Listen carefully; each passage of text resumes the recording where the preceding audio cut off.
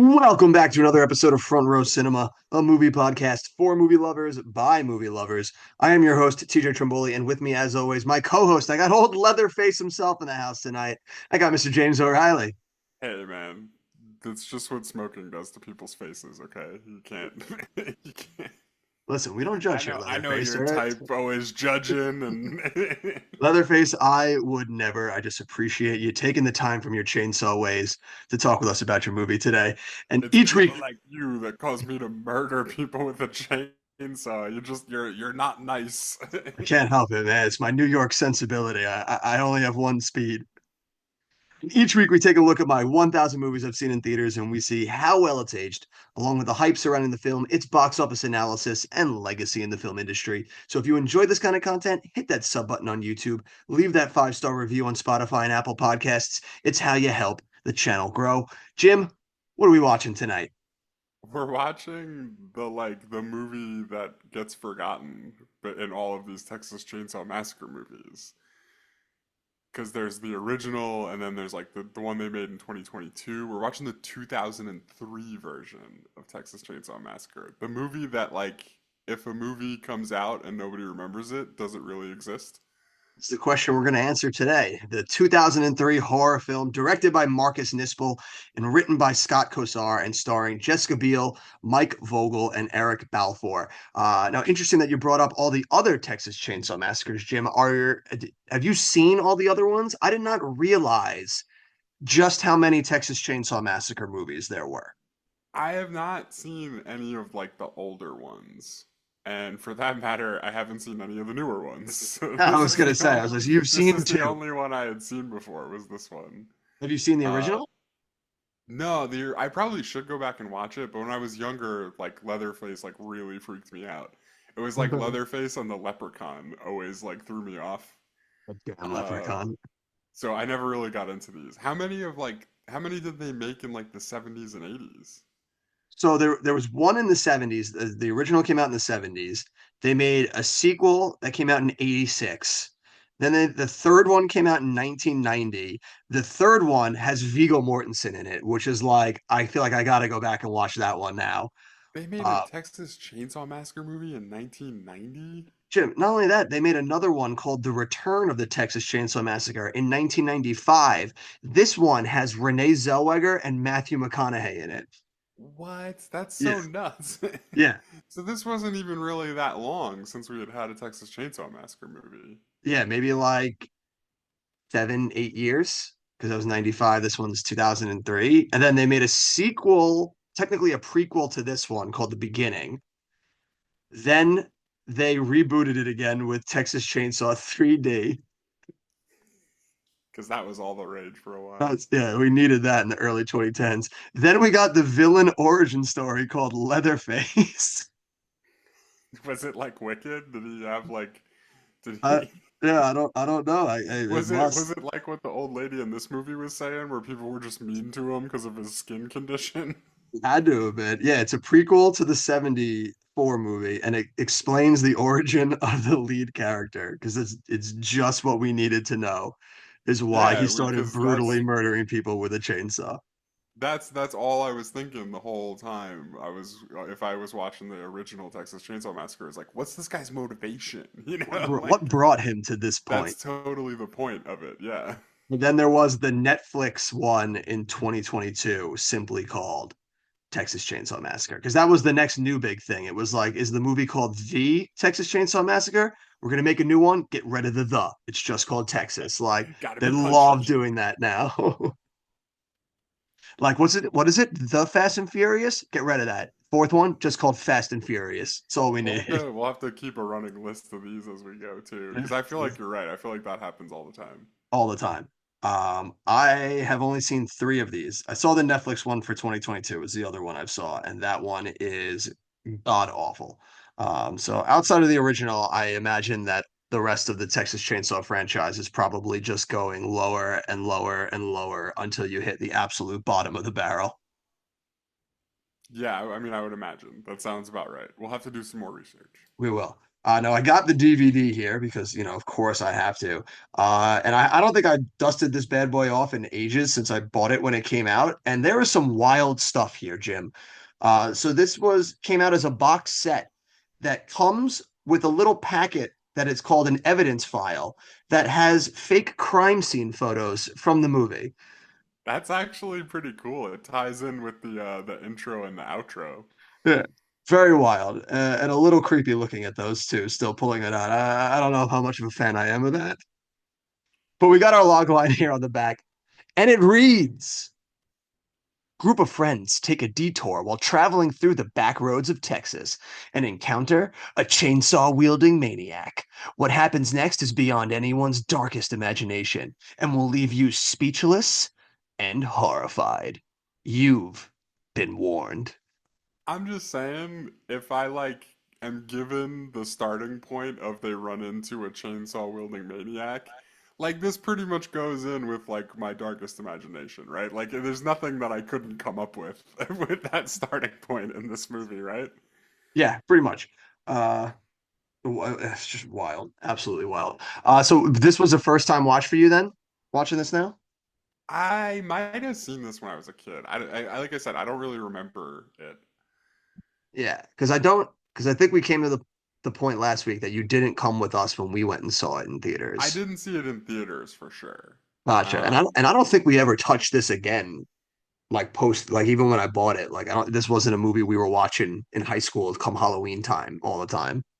No, it definitely didn't make it to the there's another movie that's kind of in the same vein as this that comes out that I'm sure we'll be doing at some point, but The Hills Have Eyes.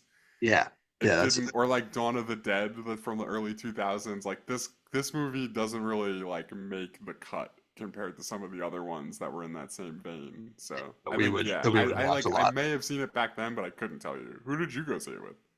So I went and saw this with Ryan and Charlie. The three of Cool. us, yeah, went to go catch this bad boy.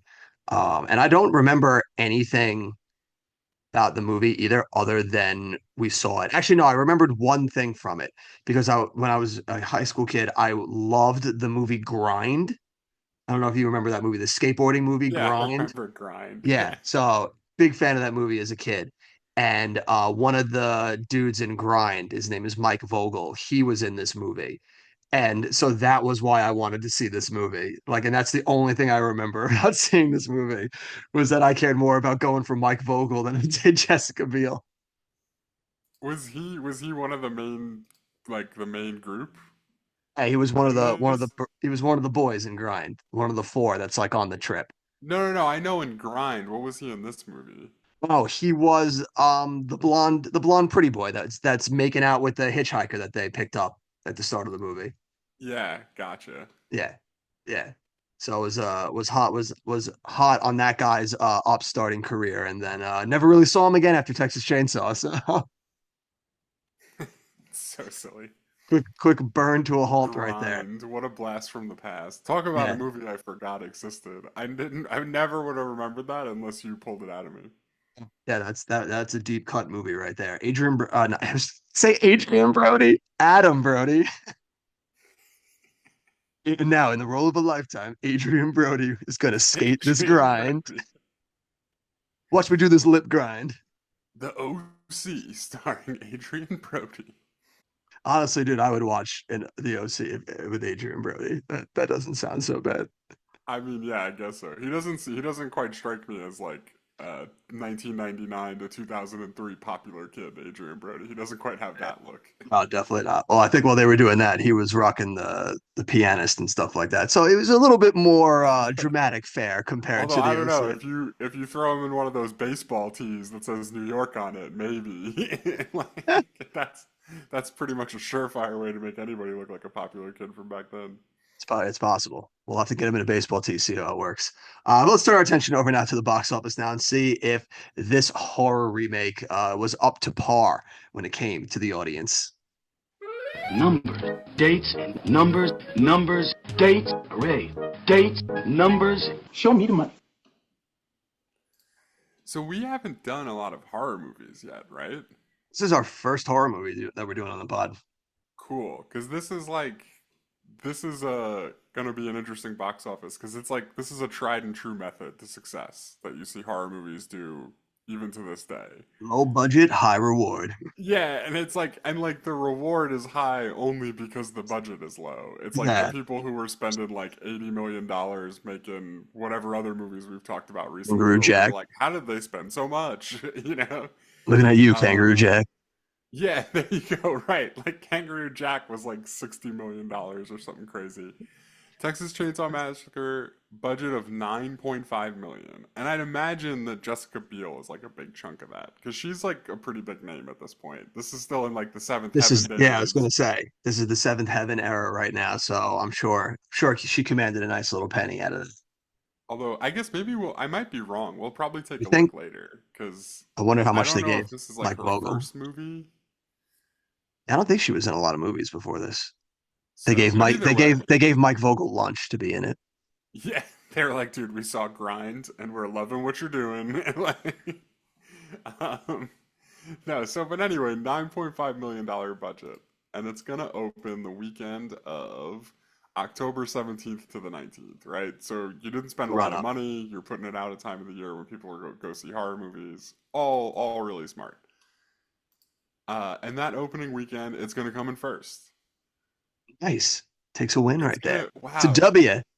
This is interesting. Oh It's gonna boy. beat out the second weekend of Kill Bill Volume 1. Interesting. Which did you not see that in theaters? Was not lucky enough to get to go see either Kill Bill in theaters. Dude, you are awful. Oh, I'm sorry. Did you see the Kill Bills in theaters? Yeah, of course I saw Kill Bill in theaters. What are you All nuts? right, guy. My parents had no scruples, dude. If a Quentin, like my dad, like Kill Bill is like the kind of movie that's right up his alley, and like he would take us just because he wanted to see it. He didn't care if we were freaked out by it.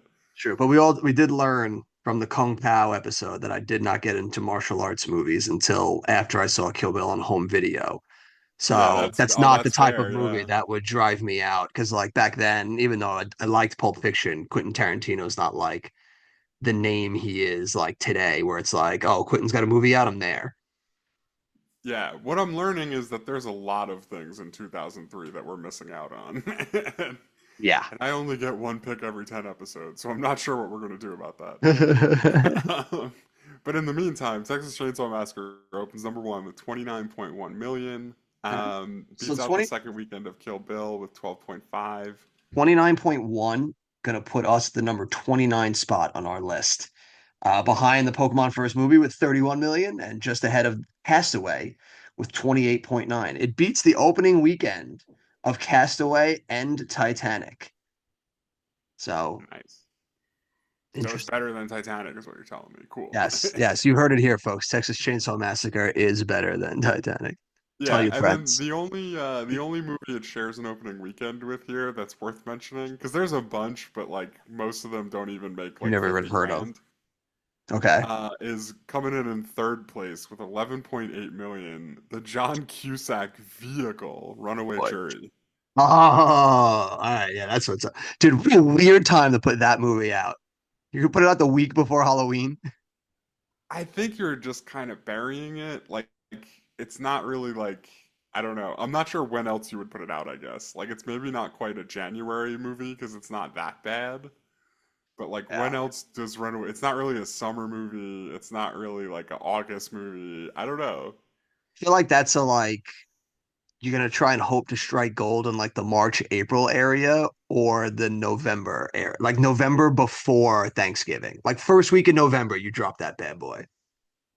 Yeah, I mean I guess so, but then you're going up against like Lord of the Rings and like it's not You got a month before Lord of the Rings. You got time. it's too small to be anywhere big and it's too good to be in like January, February. That's my Yeah. You opinion. gotta just So, I hope you can mean, drop it against some counter programming movie that's coming out. yeah, like if people aren't trying to see a horror movie, like maybe they go see this instead. Because, you know, this is back in 2003. John Cusack was still putting butts in the seats, baby. But anyway, so Texas Chainsaw Massacre Weekend 2, it's going to drop down to second with 14.7 million, 49.5% drop. Standard for It's going horror. to lose out to what I'm almost 100% sure is our next movie because it Okay. fits right in with you. It's the kind of movie you would see instead of Kill Bill Volume 1. Okay. Scary Movie 3. Aha, Jim. Yes, that is our next movie. Scary movie. How can we not? Of course, we're going to see Scary Movie 3. Yeah, so then coming in third this week is the first weekend of a movie I'm really praying you never saw in theaters. The Cuba Gooding Jr. classic Radio. Oh, you can rest easy, Jim. I did not see that in theaters. Thank God. I can't. It feels like at the time I would have not wanted to see that movie because it was like preachy and like stupid, and now looking back, it's probably so offensive. Like it's Yeah. probably so tone deaf and like so not close to what it was actually trying to be. I mean, that's probably why it was lost to time. Even back then, people were like, "Yeah, I don't know about that one." Yeah, yeah. So anyway, we're gonna keep riding we're gonna keep riding Texas Chainsaw Massacre here. We're going into weekend three. It's gonna drop down to third place, 10.9 million. It's a 25.9% drop. No real openings this week to talk about. So it's behind the movie Brother Bear, which I don't know what that is. That's a Disney animated movie, I believe. Gotcha. That had like a slow rollout. So it's like the second week of that. And then I mean like I don't know, there's not it's such a dead period in the box office. I feel like we should just ride Put Texas it out. Chainsaw out of the top 10 because I Well, yeah, don't think we're going to be here for very long. you usually get like the week after Halloween until Thanksgiving break is usually like a dead zone. Right. And I mean like weekend 3 is the like Halloween is that Friday. So like it's hanging in the top 5 for those first 3 weekends, but I have a feeling that it's going to drop like a rock now that Very Halloween's quickly. over, right? So weekend 4 it drops down to seventh, 4.8 million, Yeah, that sounds 56% about drop. right. Yeah, wow, who could have guessed? Weekend 5 it drops down to 12th with 2.6 Well, million, here you another go. 45.8% drop, and we're out.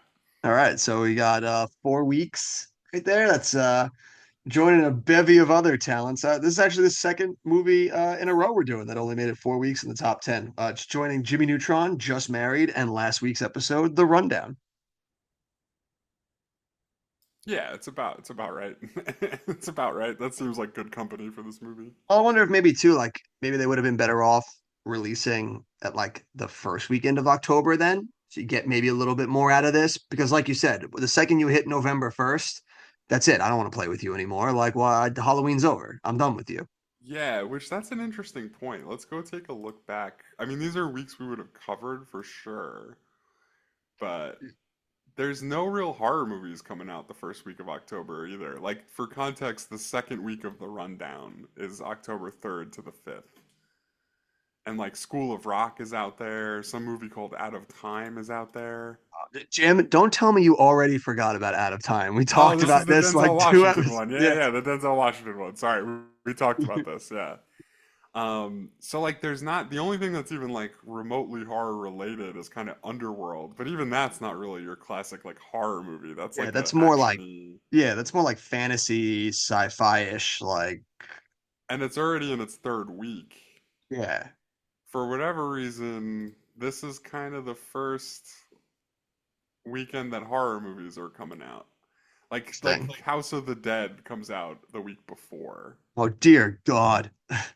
Which I Okay. guess counts. It's just interesting. There's not nearly as many as I would expect. Like these days, I feel like there's like 4 or 5 horror movies in theaters at any given time in October. And they do a much like longer rollout. Like a lot of the times now they'll release it end of September so that it gets all of October to like run roughshed. You know, Yeah, I yeah, think about movies like Smile and Smile 2 come to mind that they released like the last week of September and they just ran right. roughshed over October. Yeah, that makes sense. But so anyway, like it doesn't quite fit the mold of movies today. But you're right. Like it maybe they should have released it a couple weeks earlier because that's kind of the direction it's been going. And then just some totals. Domestic, it finishes with 80.6 million. International, 26.5, which feels high for this kind of movie. That's like actually pretty amazing. All right. That's especially for a movie that's like very Americana also. Like it's a very like backwater Texas movie. Yeah, but again, we were talking about this with American Pie, like is does that actually help it internationally because it really fits like the caricature that people around the world have of America. You know what I mean? Entirely possible. Yeah, that Like is. when they think of America, they think of backwoods Texas, even though it's a lot bigger than that, you know? But so at worldwide total, 107.1 million, which against a $9.5 million budget, they're doing it, you know? That's it. That's a win right there. You made a blockbuster movie off of 9.5 million. Like that's a win. And it's gonna settle in on our spot in the top 40, the number 40 spot.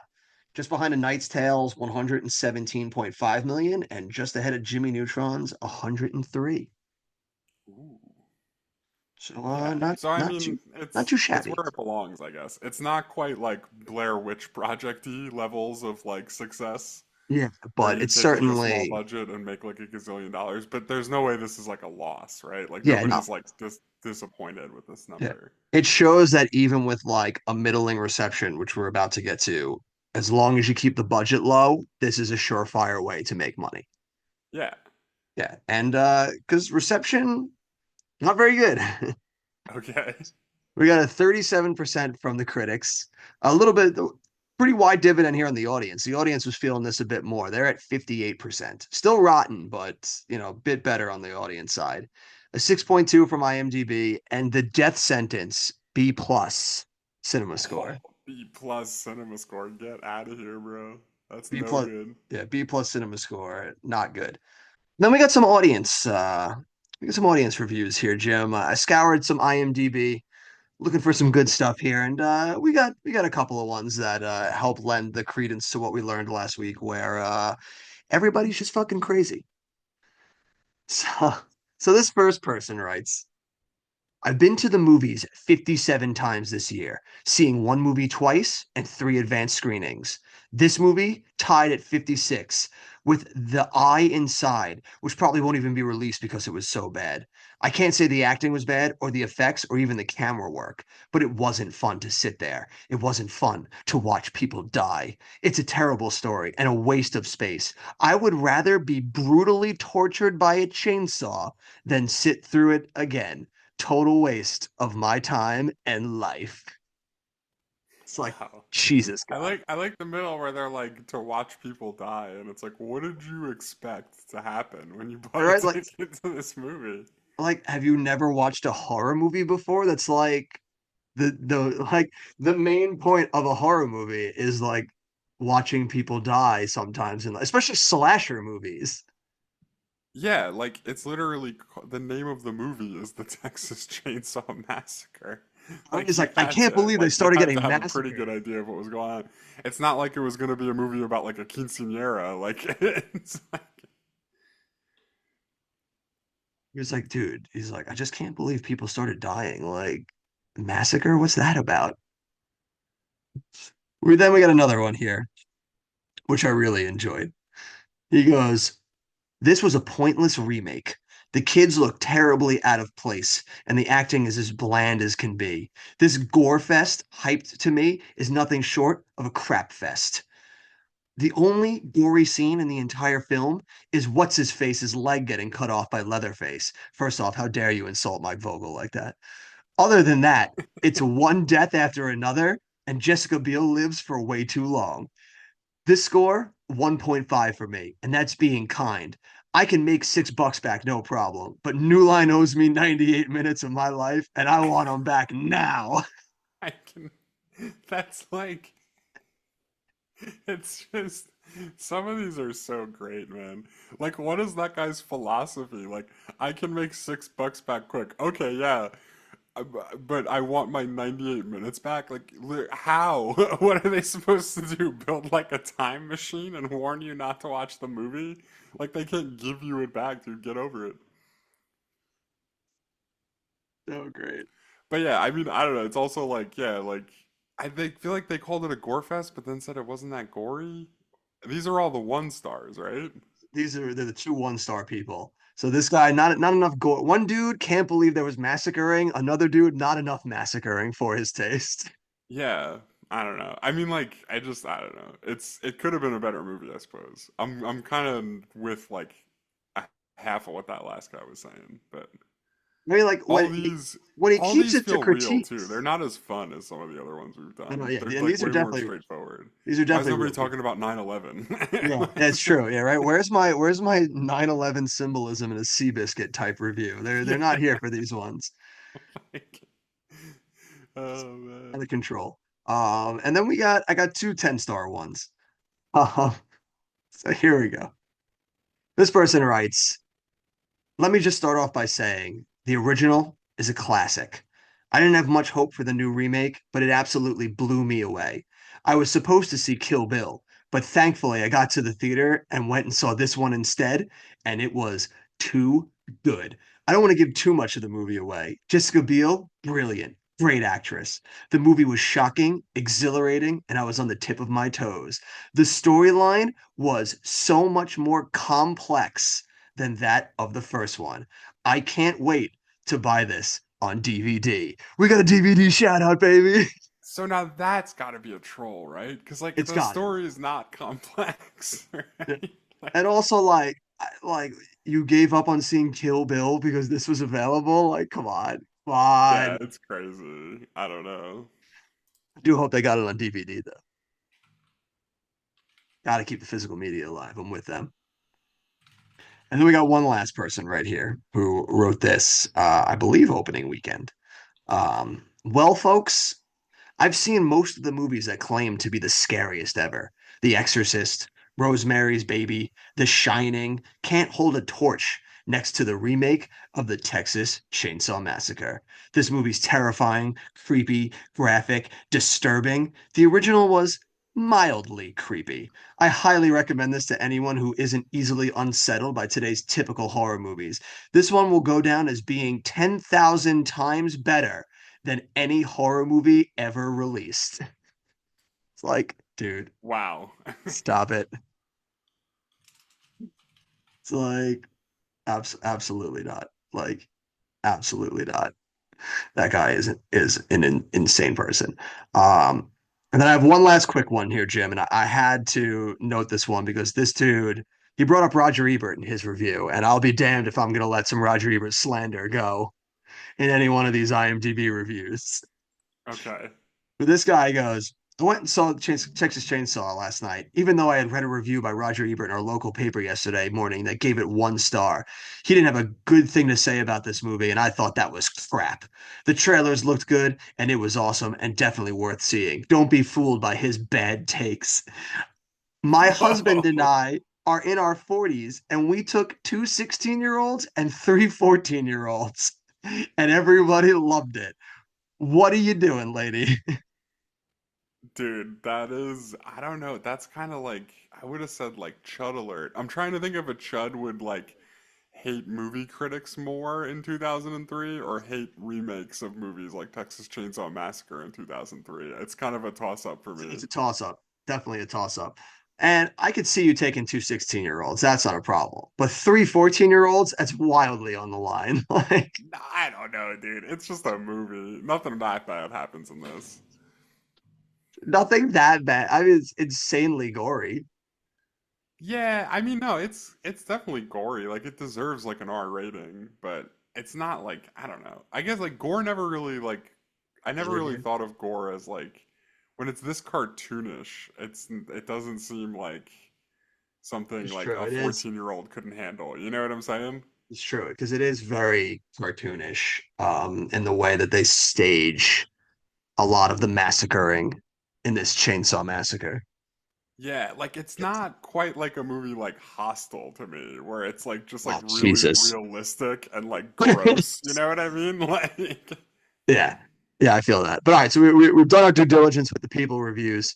So let's see where we fall in line in regards to their reviews here, Jim. What are your thoughts on the Texas Chainsaw Massacre? You're first in the massacring so saga. I think it's got a little bit of like Seabiscuit syndrome, where like Oh, you named the Jesus. movie Texas Chainsaw Massacre, but there's no Texas Chainsaw Massacring happening for like way too long. You know what I mean? Like the first 45 minutes of this are just really boring. Like until he pops out in the room with the chainsaw, then I'm kind of in because it's like, oh, this is what I came to see. You know, this is like what I'm here to watch. But like there's like just a lot of talking during the routine. A lot of like, should we drive away? Nah, like a lot of Yeah, that stuff. there's Which an like you're always insanely too much setup. yeah, you're always gonna have some of that in a movie like this. Cause it's like, all right, they're on a road trip, sure, they gotta like get to the place, they gotta get in danger. There's like a warning beforehand, you know? But like there's no reason that should take more than like 10 minutes. Like there's and this movie it's like 45 minutes of them just like kind of like faking you out with like people like these movies do like jump scares where you're walking kind of like through a room and there's like there's no music and it's kind of tense and then something jumps out.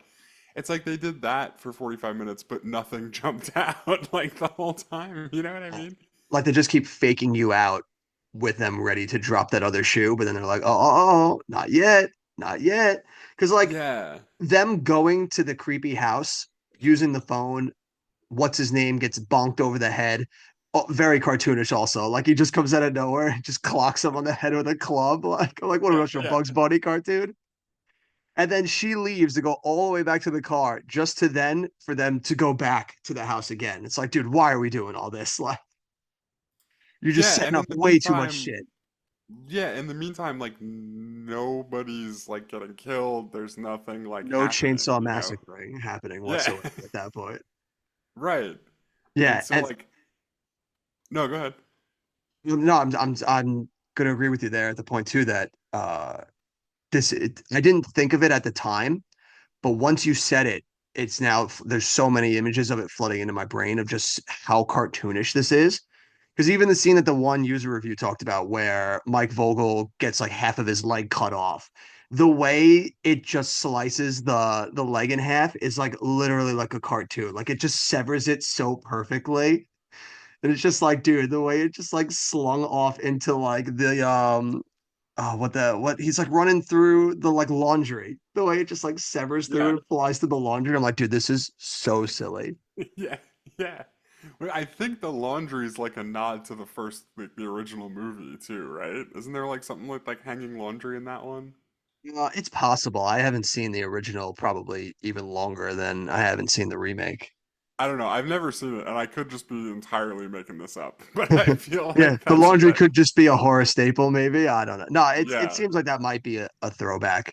But I've never been big into the to this franchise, so I was never like I need to watch the original all the time, like I do some of the other horror classics out there. yeah. So, but like, I don't know. Once the cartoonish violence gets going, I'm like super into this movie. Like, I like it's like kind of more in that Hills Have Eyes, Dawn of the Dead range, where like it's really like doing what I want the movie to do and like what I expect it to do. But like even that beginning, like you can kind of get away with that in certain horror movies, I think, where like if I don't know what's coming, like the tension is building, the more and more nothing's happening, because I know something's bad's gonna happen. I just don't know what, right? And like I'm trying to like see it in like every angle, and like you could really like make that an enjoyable thing where it's like a slow burn in a horror movie, but not if it's a remake of a slasher, like one of the most famous slasher movies of all time. Because it's like we all know where this is going. Like again, like if this movie, like the movie's called Texas Chainsaw Massacre, like it's not a surprise when the Texas Chainsaw Massacre starts happening. Especially when they open with like the documentary style, like this is the five teenagers went into the woods and like the most graphic Yeah, thing you've ever thought happened that on the was, yeah, that that's was pretty great though. I'm not gonna lie, I liked the whole like true crime podcast angle of it. no, Like, it's an interesting way to start it. The issue then is that you need to just build on that and go right to the races because we know what we're getting to and not take another 25 to 30 minutes of them driving through the backwoods and then pulling up to a really shitty gas station and then going to an abandoned right, right. factory, then going to the house and then going to an abandoned car lot and then going back to the house. Yeah, well, it's like it's actually no, that's a really good point. Like, because again, like we already know what's gonna happen, not just because this is a remake of like a famous horror movie and it's called the Texas Chainsaw Massacre, but you literally already told me what's gonna happen. So like, why are we doing all this? You could streamline it and make this I feel like much more like a almost like a haunted house style story where instead of you doing all the middle stuff when you go to the gas station and the woman's like the cop will meet you here, just send them to the house and let's get started.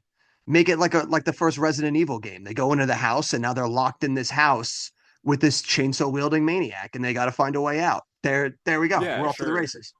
I mean, yeah, right. Like if that happens in the first 10 minutes of the movie, I'm in, you know? Like I'm so down. Yeah, because my But issue with this movie is that it beats you over the head with boredom for so long that when you get that scene where Leatherface first pops out, which I think is a really cool reveal, where the old man just like stomping on the ground, almost like summoning him, and then he just rips that door open and was wielding that chainsaw. I was like, that's fucking cool. But then yeah. I don't care about anything else for the rest of the movie because I'm just like, you bored me into submission that I just don't care whatsoever. Like, all right, kill him and let's finish this because I'm done already. Yeah, and like there's definitely like scenes as the movie goes on too where it's not quite a Texas Chainsaw Massacre that's happening, but like the tension is way better in them because I don't know like how involved like the fact that something crazy is already happening and like I don't know how involved these people are like in the trailer for example with the baby like Yeah. or like what their whole role in it is or like Arlie Emery I'm thinking might save them so like the more he's not saving them like the more crazy that gets and the tension's building like all of that works though because the movie's already started, right? Like it's like the meat of it as opposed to just like a bunch of people setting things up. So like I don't know. I do like it though once the Texas Chainsaw Massacre happens. That scene with Arlie Emery is so great. Give it that like at least stuff is happening so it can like keep your attention better. But yeah, outside of that Arlie Emery scene, the rest of this movie, I was just like, dude, just kill him and let's end this already. Like I'm so done with this. Wait, you didn't like when the guy from Grind was playing the piano with his toes? No, it's so silly. I thought it was so great. That was like my maybe my favorite scene in the whole movie when she goes in and finds him and she's trying to like get him off of that rack. And then Yeah. like she eventually just decides to stab him to death. Like I didn't like it. And she's so emotional about it. It was so amazing. They should have given Jessica Biel the Oscar, dude. Oh my God. You're right. I like it. She tried one thing. It was like, I can't get him off. Like, I'll just mercy kill him instead. Yeah, so instead I'll just murder him. No, but it was all like his leg was pretty fucked up. Like I And don't like, think he that you wasn't were making it. Yeah. Like, at that right. point, There's no you way you were gonna get him. honestly, It's not like you could get him off those hooks and you guys could like run away, you know? honestly, the crazier thing is that that dude was even still alive to begin with at that point. I feel like even with you shoving that ice and everything on there, like that dude probably still bled out and went into shock long before you ever got to him. Yeah, but then we wouldn't have gotten to see him play piano with his toes, bro. That was the most important scene of the whole movie. You're right. What was I thinking? One other thing that I did like, obviously, because I want to give, olive branches where I can to this movie. I did like the reveal that Leatherface was wearing her boyfriend's face. Yeah, I was gonna say that part was great. Like Yeah. that part was cool. I did like so like this is a movie that follows with so many other movies that we've done here. When we talk about these mediocre movies that they have cool scenes, but as a movie, I like can't stand it. Yeah, I mean I mostly can't stand it either. And like the best olive branch I can give it is that it's exactly what it's trying to be, which is like a popcorn movie that costs $9 million and a bunch of teenagers are gonna go see Friday. You know what I mean? Like it's like They're like we could slap on some updated effects so it looks more modern. We'll make it for under 10 million and they'll eat it up. And eat it up we did. yeah, like they're not putting nearly as much thought into this, I think, as we are at this point. Where like Yeah. And I think they like and I mean you went and saw it, like that's like the I did. testament, right? Like this is Yes. exactly the kind of movie like They want. 15-year-olds and 16-year-olds try to Yeah. sneak into on Friday night. Yeah, they want to get those dumb teenagers that just want to get out of the house, find a theater to make out in, watch themselves a little horror, sneak our way into this bad boy. I think the thing that kills it for me the most, and this is indicative of not just this movie, but a lot of slasher movies and horror movies in general, is the Uh-huh. fine line you have to walk when it comes to your main characters. Because I feel like in a movie like this, especially the way this movie sets it up, we know pretty much everybody going into this, with the exception of maybe Jessica Biel, is going to die.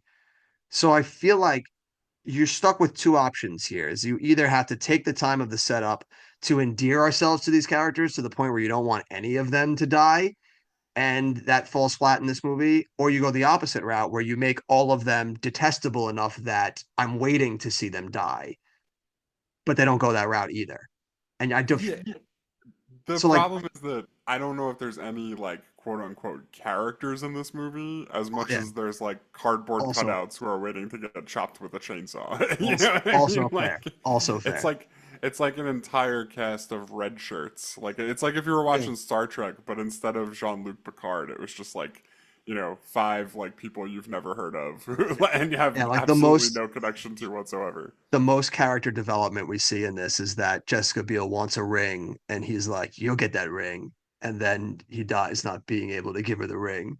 Yeah, but is Like he that was gonna really give it at the character Leonard Skinner. development? I don't Uh, think that's character development. it's at least something there though, because I don't think at the end she even I don't remember she never finds the ring or anything, does she? Or has that? I don't remember seeing it. Yeah, No. like But even still, like we see what? Leatherface pick it up, so we as the audience know that like, oh, he was finally gonna do it, but I don't think she ever gets that. Yeah, So which it's I like, mean that is kind of a cool reveal, I what's the point? suppose. But like it's like when I think of character development, I think of like characters with flaws learning lessons and then using Growing, what they learned to like make the movie end, you know? which is an issue in horror because for like what's like it's I feel like it's a lot tougher in horror to give them that growth to overcome because one, most Yeah. of them are just going to die, but but really the other one, like the biggest thing you could give them is just like, oh, it's just they learn how far they'll go to survive is really the big one. Yeah. But it's I mean like, like how do you contextualize that really? Then or not the just redo it to death. the big movie, like the big movie horror movie that is also a slasher that I would bring up is Dream Warriors, dude. For Like the God's third sakes. Freddy Krueger movie. Cause like I mean it's a slasher, it's goofy, but like those kids go from being like terrified mental patients to like taking their life back by the end of it. You know what I mean? Yeah. Like it's not like gonna win any Oscars, but it's at least trying. It at least exists, It you at know? least gave itself something. It's funny. And it honestly does like make the movie more rewatchable and more of a rewarding experience, right? Like I It's actually am fair. Yeah. interested when these kids like are going through all that stuff in the beginning and then are like, but wait, it's our dream, so I can be the wizard master. Like when you're doing all that stuff, like I'm actually into it. I'm like, yeah, kids, take back your power. You know, like whereas in this movie, I'm just like, who is anybody? I don't even know what's going on. Like Jessica Biel's so boring. Like, Yep. It's funny when we were starting this and this was going to be our first horror movie. In my head, I was wondering if and when you would bring up Dream Warriors, and yeah, I mean, we got there. I've, it's like a rule of thumb I have in We life: bring up Warriors early and we often, got everywhere, not just go in to the the horror well episodes as of the much as show. possible. But yeah, these are the bear these are bear caricatures in any regard. Like these are worse caricatures than most horror movies give caricatures. Like it's Yeah, so or like maybe not even Dream Warriors, but like the first Child's Play movie. You know what I mean? Like there's like a kid like you know he doesn't have a friend in the beginning and then he becomes friends with this like psychopathic doll that's trying to manipulate him like he grows, you know what I mean? Like there's things happening that where the beginning matters for the middle and the end, you know, where and like they this movie doesn't have that whatsoever. yeah, they don't do any of that at all. It's hey, we're on the way to a Leonard Skinner concert. You know, two of them are one of them wants a ring, one of them is making out with a stranger he met 2 days ago, and the other guy is high. Yeah, and like that's also like it's fine if you don't have that stuff, but people need to start getting hit with chainsaws like five A minutes into lot your movie quicker. then. Yeah. Like, you know what I mean? Like it can't be 45 minutes before a chainsaw starts revving up. Or like if you're not going to give them any type of character hook to make them kind of at least have some semblance of a character and endear us to them, then just make them all assholes. Like and make me want to see them die. Then you don't have to do much. Like you Yeah, can but make then them just be bad people and I'll watch them die. they still have character traits then though. Like the, you know what I mean? Like they're still characters. They're maybe not necessarily developing as much, but Because they like it like evoke feels things from you that make you want things to happen for them or against them, you know? It's like it feels like they're kind of there a little bit because like the stoner dude, like he's kind of a dick throughout most of that, and that seems more just out of fear of the situation. But like it's at least something there, like to make it be like, yeah, I could watch that guy get fucking killed. Like, let's go. But like Yeah, the I rest of them, it's just like we're guess. gonna kill the girl that we picked up just because she was just making out with Mike Vogel for 3 days. We're just gonna watch her get chainsawed in the back. Yeah, I mean, I don't know. I feel like we've already talked way more about this movie than it I know deserves. I'm trying to give Like, pathos to a movie that had no interest in doing any of that. I will say I'll give one more olive branch to this movie before we move on, is that I liked the aesthetic of it. Like I love when movies can make you feel the weather. And like watching that entire movie, I just felt sweaty. yeah, it's everybody's hot and sweaty. Yeah, and Yeah, they've all got like tank tops on. It's like it yeah, definitely like is consistent in that yeah. regard. So like Has a good feel. I yeah. also, So did you notice? I don't think it sticks throughout the whole movie, but like the first like I don't know, maybe like 20, 25 minutes, it had that weird like sepia tone to it. Like it made yeah, it feel more retro, like from the 70s, like the original. yeah. I did notice that too. I thought it was just like an interesting choice, I guess. I don't know. Probably also the kind of low-hanging fruit for this movie. And then it sort of just goes away. Like at some point in the middle, it felt like it got very dark as Well, yeah, because opposed to once it like hits like nighttime, you lose all of that anyway. Because now like you need to properly light it, or you're gonna lose that. right, right. So just like another like weird choice, I guess, Mhm. where like It's usually like if you're gonna movies do it, that are good like are consistent in that regard. Like there's a consistent look and feel to them. yeah, And yeah. like there's something unique about them too, usually. Whereas this movie, like it feels like you could have put any of these people in any horror movie from 2003 and they would have been fine. You know? Like except the sweatiness and stuff, but they all had like those 2003 cut jeans.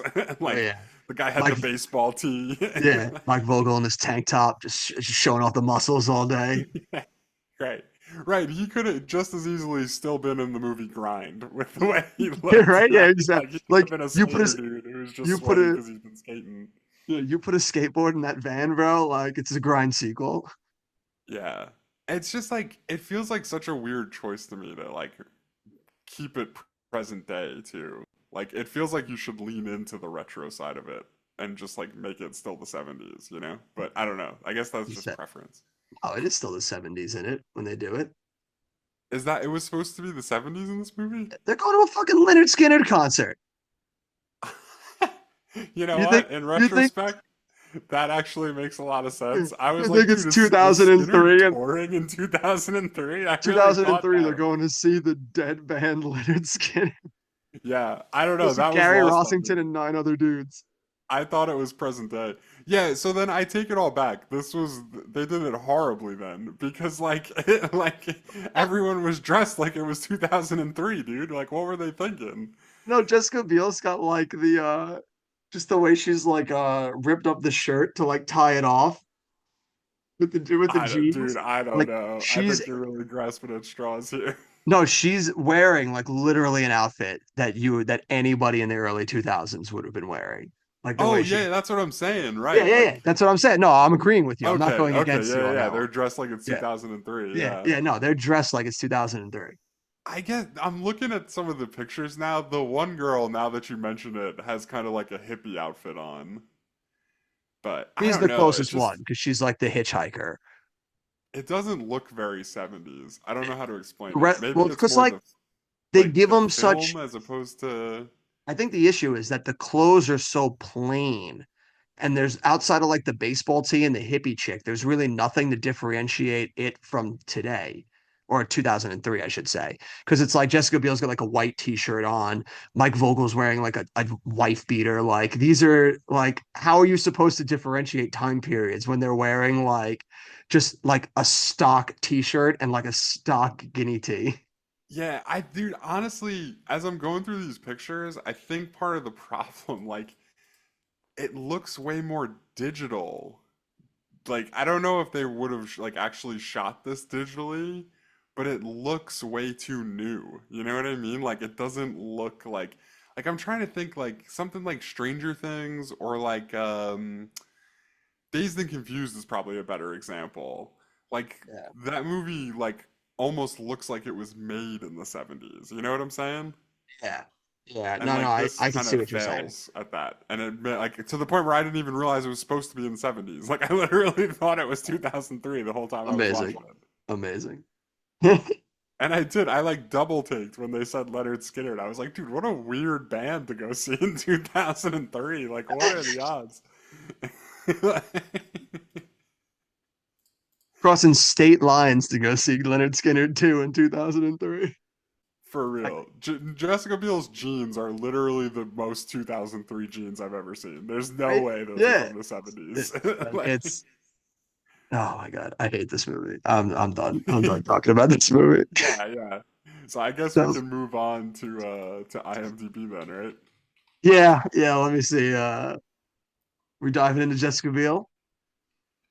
Well, not quite yet. We got to talk about some awards first. Oh dear God. This movie won things.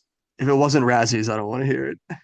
I believe one of them is gonna be a Razzie. Oh, all Give right, me there we go. give me 1 second because I forgot that the tab I was looking at pictures in was IMDb and I closed it. Oh boy. There It's he all right. I'm goes. back though. My computer's running pretty fast. So yeah, it's nominated. It gets 17 nominations and 4 awards wins. 17 nominations. Jesus Christ. Yeah, Jessica Biel gets nominated for Best Actress Fuck off. at the Academy of Science Fiction, Fantasy, and Horror Films, not the Academy, the much more important Academy, as Yeah, far as I'm the concerned. much bigger. I think Unbelievable. I think they're called the Saturn Awards because it's a 2004 Ah, okay, nominee the for Best Saturn Award. Horror Film, and it's a Jessica Biel gets nominated for Best Actress. Okay.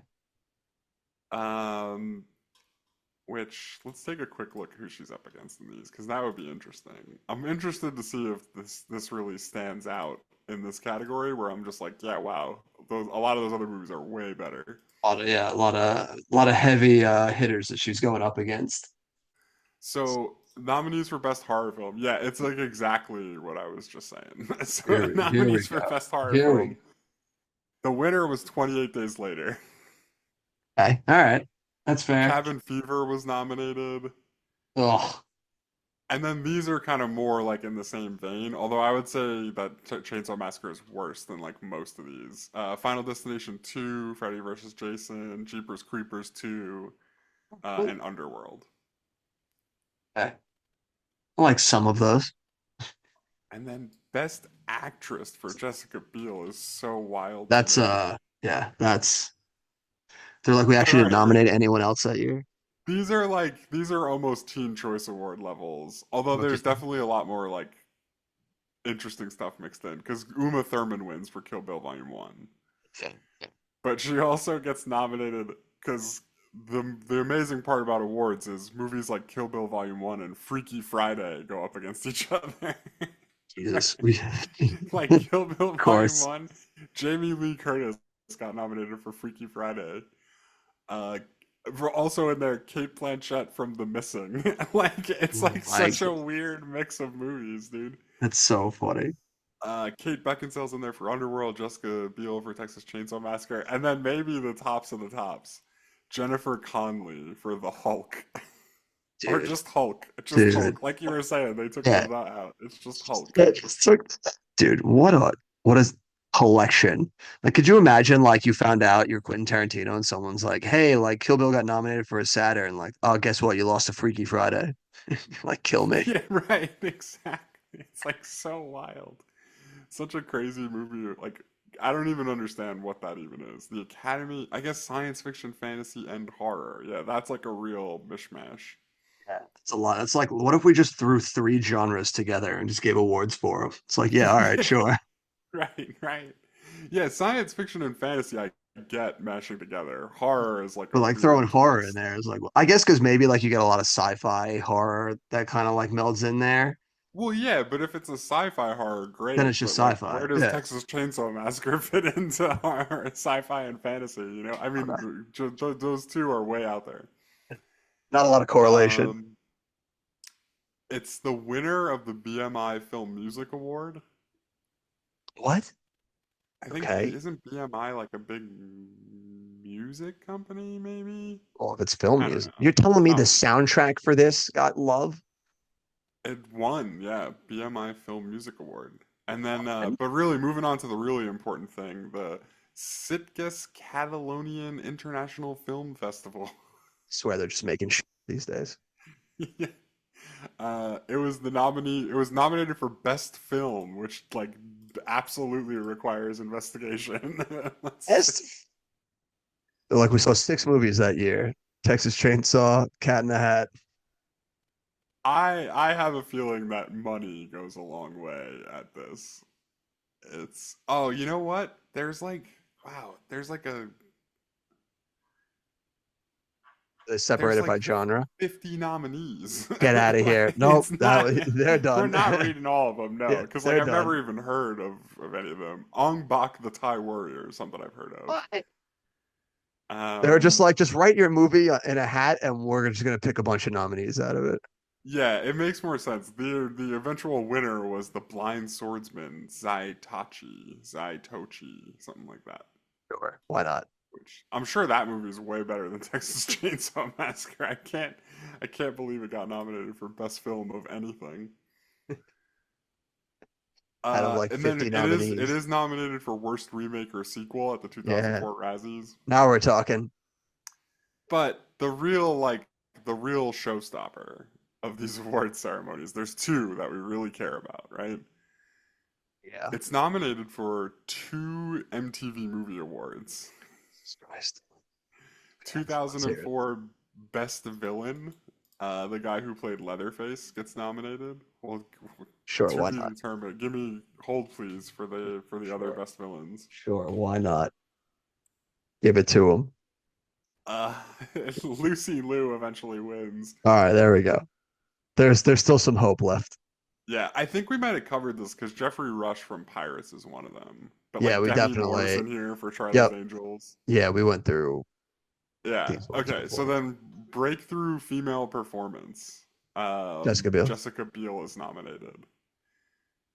And Sure. Lindsay Lohan wins for Freaky Friday, Amazing. where I think there's like like three really obvious things that are way better than Lindsay Lohan and Jessica Biel here. There's Keira Knightley in Pirates feels like it's eclipsed those two by a pretty That large feels, margin. yeah, that sounds like a slam dunk right there.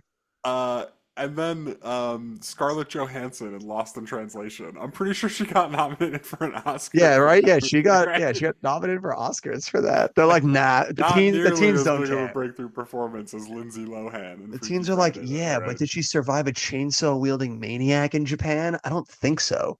Yeah, and then this one's kind of more on the same as in the same vein as Scarlett Johansson in Lost in Translation. Evan Rachel Wood in 13 is like she's really Oh, great in that movie. yeah. Like that's a That's crazy movie, but Evan yeah. Rachel Wood is amazing in that movie. She makes it what it is, right? Watching that when we were young when that came out, my God, movie changed me. That movie's like messed up, dude. That Yeah, movie yeah, the movies. that movie Yeah, really freaked me out when I was a kid. isn't her mom Mrs. Incredible, right? Holly Hunter, I I think think. so, yeah. I Yeah, think yeah. so. That's where I first fell in love. Always did like the older ladies more. Yeah, with Holly Hunter. Holly It Hunter wasn't until bit. she played Mrs. Incredible that I fell in love. Yeah, that we She's just really. like, you know what? She's like taking care of those kids. She's like keeping the dad on the right track. She's just such a good lady. Yeah, such a good support structure. Yeah, I need that exactly. kind of bosom in my life just to rock me to sleep. Exactly, dude. So yeah. And then it's nominated. Oh yeah, we talked about breakthrough female performance, right? So then the Teen Choice Awards. Oh God, It is a nominee for a choice movie your parents didn't want you to see. of course. I think we did that one already too, right? I think we came Yeah, we across that. definitely did because we talked Yeah, about the category name. yeah. It's like that's so funny to me, man. I because it really should just be like choice movie you tried to sneak Sneak into. That's into. such a Yeah, better name for it. yeah. Rated R movie you tried to sneak into. Cause like you worked at the theater. Do you remember parents didn't give a shit if their kids saw those movies. They just got mad that they had to go sit with them. Yeah, Like yeah. They were like, I give permission. I was like, good for you.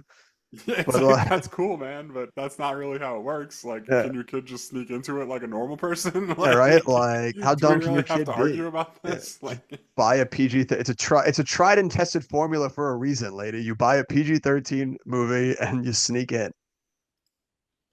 and then it's gonna be a winner of a Oh, Teen fuck Choice off. Award. God. It's gonna What be the the worst thing winner I've ever for seen. Teen Choice Thriller. For fuck's sake, dude. Which, I mean, when you see what it beat out, it might make a lot more sense. Okay, let's There's hear it. like 10 Let's hear it. movies nominated, Get which out again, here. I'm starting to think there's maybe just like a fee you have to pay to get nominated for a Teen Yeah. Choice Award. I think So it's like just like, I don't know that it's. But Freddy give me 20 versus bucks, your Jason is movie will in be up there. here. Okay. Gothica, that Halle Fucking Berry God. movie. Uh, Yeah. these movies aren't even. I don't even think that these would be thrillers. Underworld and Van Helsing. Those aren't thrillers, right? They're like It's action just like movies. they're just like, yeah, action. They're like fantasy action movies. Yeah, The Butterfly Van Effect, Helsing. Ashton Kutcher. God damn it. And then Dawn of the Dead's in here, and then what really should be the best thriller out of all these movies, The Secret Window with Johnny Depp. Stole my Like, story. I'm I don't know if I like that movie, but It's at if least a it's in a thriller. best thriller contest with all these movies, I think it wins, right? Well, I think that's the only movie we've named so far that actually is a thriller. Like the Yeah, rest of those are right, not right, thrillers. exactly, exactly.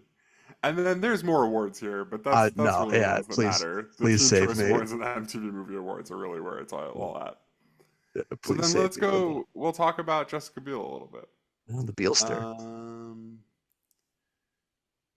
so she's in a couple of movies before this. Okay. Um, the first one that really jumps out to me is in 2001. She's in Summer Catch.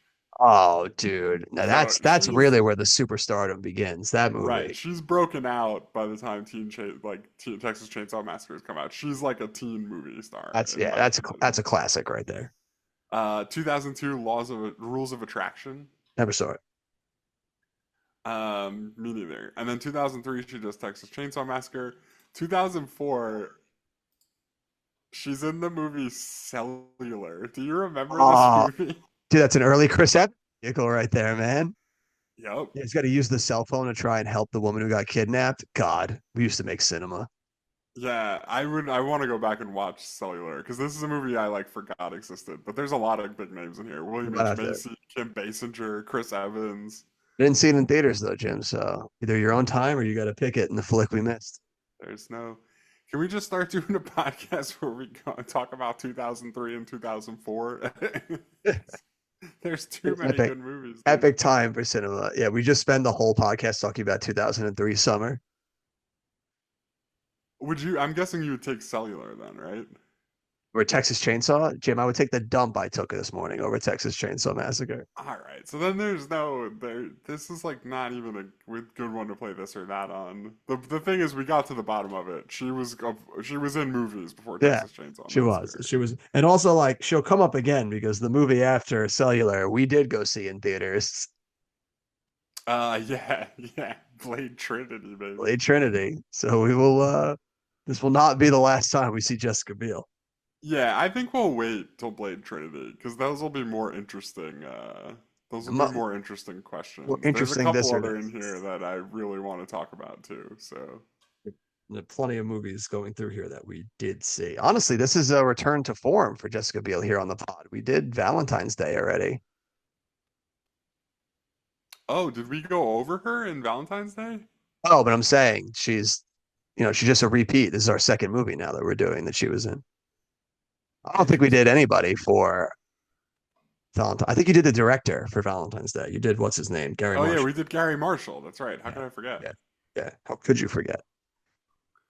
But she's returning now for the pod, second episode. And we will see you again, Jessica Biel.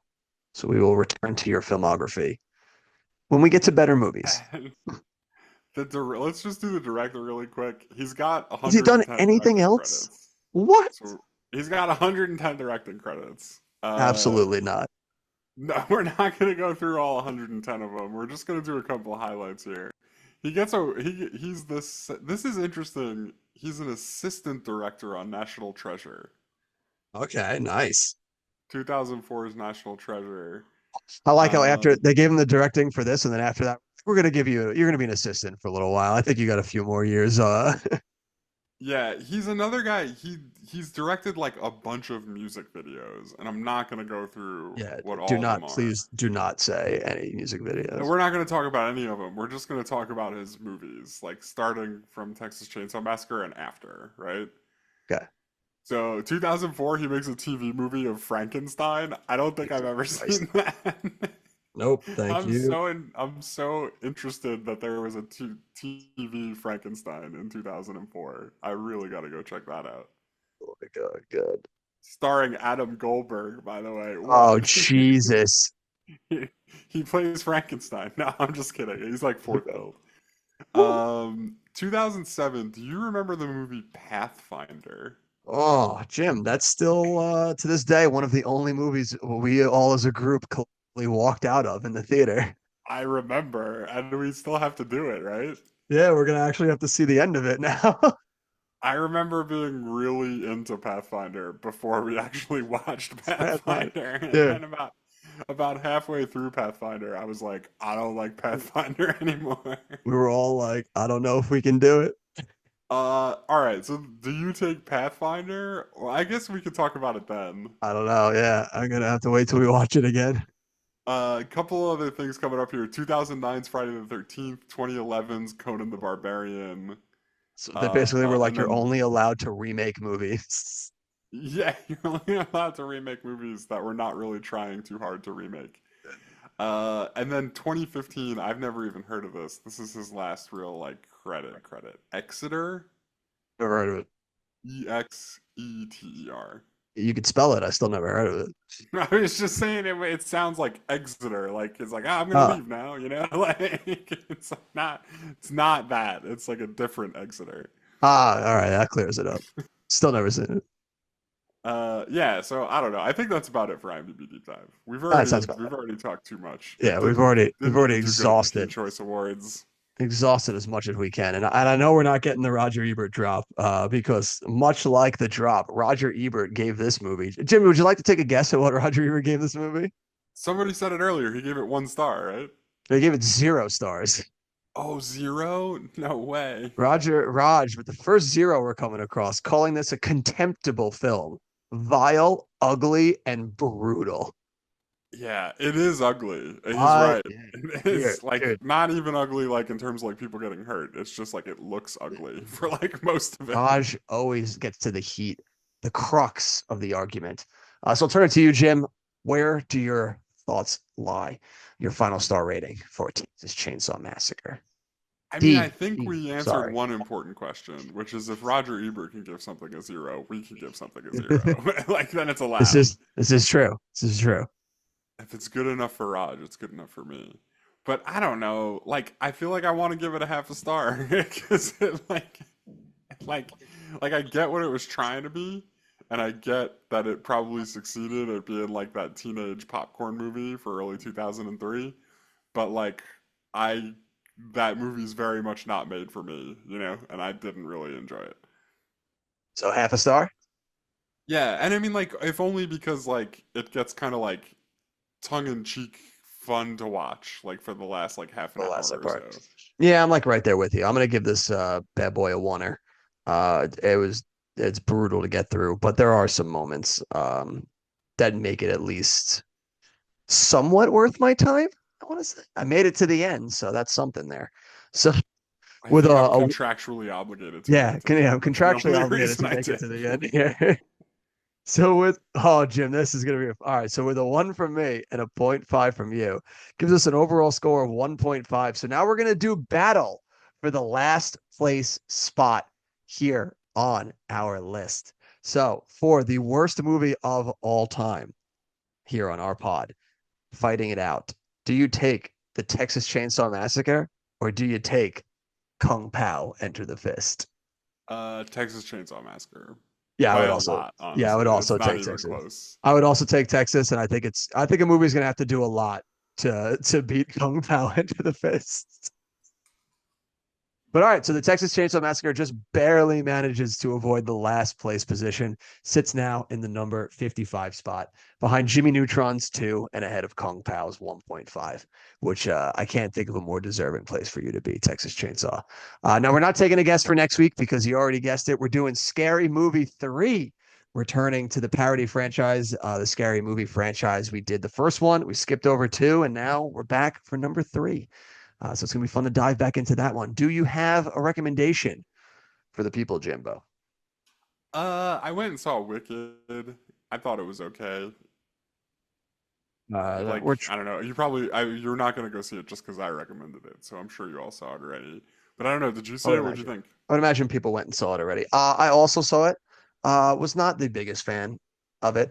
We'll refrain from going too deep into a wicked web right Okay. now because knowing us, we'll spend another like 17 minutes right now Yeah, discussing wicked lore. that's a fair Um, point. Other than yeah, that, I've just kind of been watching The Simpsons, which I mean, if I'm sure everybody's seen it, so yeah. Yeah, everybody's watched at least an episode or two of The Simpsons at some point in their life. And if you haven't, what are you doing? How have you not? Go out and watch that. Um, what did I just recently go see? Oh, I went and saw Moana 2 in theaters. Yeah. Also not very great. Which is a that's shame fair. because I love the first one. I think the first one is a fantastic movie. And this one very Is much, that you were telling me earlier that you're kind of getting over The Rock? Is Moana 2 part of yeah. why? Yeah, I'm definitely getting over that. Well, this one is it's a bit easier because you're not seeing The Rock. It's just like a voice over, so it's a lot easier to stomach on that one. But no, this movie is brutal because it very much feels like it was just chopped together. Because originally Moana 2 was supposed to be a Disney Plus series of a 3 episode limited series. And then they were like, they liked what they saw, so they made them reformat it into a movie to release. Obviously ended up working out for them because the movie's making millions of dollars, but you can really feel how it's supposed to be. Like it pretty much feels like they just stitched the 3 episodes together. Like you could feel where each episode was supposed to end as you're watching the movie. And it's like, Interesting. dude, this is tough. Wow. So it's really just like a money grab. Yeah. Yeah. Hard money grab. And I mean, Dang. it's going to work for them because this movie's probably going to make $1 billion, but Yeah, it goddamn, just I don't know. if There was a it's, time when Disney Pixar, if they made a Moana 2, they did it right. You know what I mean? Like yeah. it And just I feels fear, weird to me that it's such a blatant thing. yeah. And I fear that this sets a dangerous precedent for them to do that again in the future. And to that, I implore them, please do not do that. Like it Yeah, I didn't, it mean, sucks. good Like, luck. If it makes $1 billion, I'm sure we'll be getting like Toy Story 6 next week. yeah, Like, yep. And it fucking painfully sets up Moana 3 also. So God, I only hope that they do that due diligence correctly. I But mean, yeah, I don't I know. don't I don't know. know. Sets a dangerous precedent. But so yeah, I saw Moana 2. I guess I can recommend it. We're supposed to be giving recommendations, but I don't know if I would recommend Moana 2. But if you got a kid and you're looking to get out of the house for a few hours, you can do worse than Moana 2. So it'll at least shut them up for an hour and a half. So there, I kind of pivoted it there to get a positive little spin on it for you. I am going to give you a 5-star review from Google reviews about Moana 2. Moana 2. Okay, let's hear it. Yeah. It's very long, actually. I'm Just just gonna read give me the. a highlight. Give me a I'll highlight give you reel. the first paragraph. As a Samoan man, Oh watching God, I'm Moana already 2 out. was more Already than out. just entertainment. It felt like coming home. This movie is a love letter to Polynesian culture, and I couldn't be prouder of how beautifully it represented my people and our stories. From the themes of courage and family to the respect it showed for our traditions, the film hit every note perfectly. That's Disney. Disney wrote that. Like fuck off. Yeah, I mean, it definitely seems like Like I don't I know. get Maybe they're just like really on point with the Samoan part of it, the listen, Polynesian part of it. and I get being proud of your culture. I'm all for that. That's not the issue with this movie. Is not that like Polynesian culture is highlighted a certain way. Like that's so the issue with the movie is that it's cobbled together and is lazily just stitched together with the barest of threads of a plot line. Like Yeah, that's the issue with the movie. That makes sense. I'll give you one more highlight that I think you'll love from this review. Okay. All right. Of Let's hear it. course, Dwayne The Rock Johnson Oh God. absolutely nailed it as Maui once again. Yeah, of course he did. I just And love that I The don't Rock has to crawl back to his like number one franchises, like whenever he has like a an absolute just demolished like bomb. Because he did Black Adam right into the gutter. So then he ended up showing back up in Fast X. And then Red One, bomb, huge bomb. And now he's showing back up in Moana too. Like he's just like the moves he's making. Yeah, I'm actually like I'm really interested about one part of this in particular, which is like this is the kind of thing where for a while they were releasing them like direct to streaming as well as in theaters. And like I think it's interesting that but like it didn't do that this time. And like I feel like by doing that for a little while, you got a lot of kids hooked on seeing the movie they want like as soon as it comes out and it's super convenient, you know? And now it's only in theaters, so like they're like they will not take no for an answer. You know what I mean? Like Like we gotta go right, we're now. gonna go see it right now, bro. Because like it used to just be like I could press a button and it's on. So what are we doing, mom? Get me there. Well, it shows how those work hand in hand, like in tandem with each other, streaming and theatrical, which is how it should be. But too many times, like a movie studio or the streaming studio is trying to cannibalize the other when they should work in tandem because you're both going to make a lot of money that way. Yeah, well, but like, do you think Disney Plus ends up getting less of it out of this because it's Oh, not no, I don't think so at right? all. Like they're not really like losing subscribers. Like if you were gonna subscribe to watch Moana 2, you probably have kids and like you're probably already subscribed, right? Moana is the most streamed movie like all time on like streaming. It's been at like the Yeah. top of the charts for like years. So like if anything, that was the smart move of streaming where it's like we've got people hooked on the Moana character.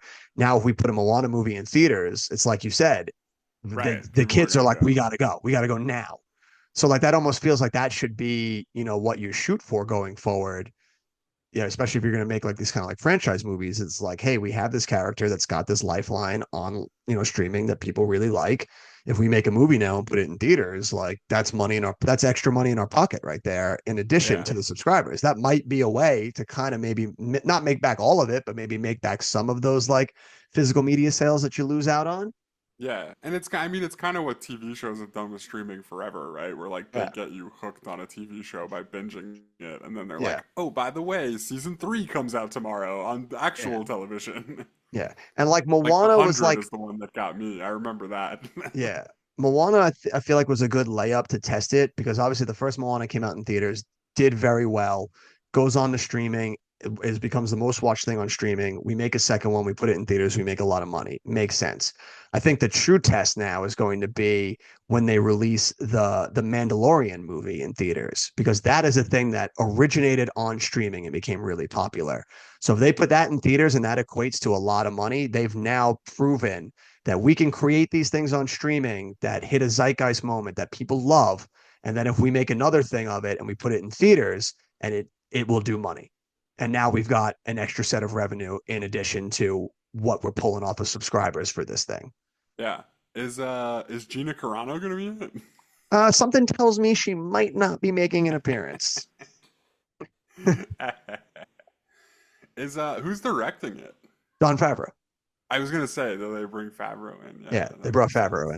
in. Yeah, so that I think that'll be the true watermark test to see how that model might go. If that might be the model going forward for streaming and theatrical to work in tandem with each other. So remains to be That might seen. be the test for me. If Favreau phones it in, I think I might be I might be movies might be in dire straits, Yeah, you my know? God, yeah, we might have to pack it in at that point. So we'll see where it goes. But we turn it over to you people now. Go out, see those recommendations. Let us know down below if you're one of the few out there that enjoyed the Texas Chainsaw Massacre. And we'll see you next week when we dive into Scary Movie 3. And as always, we'll see you at the movies.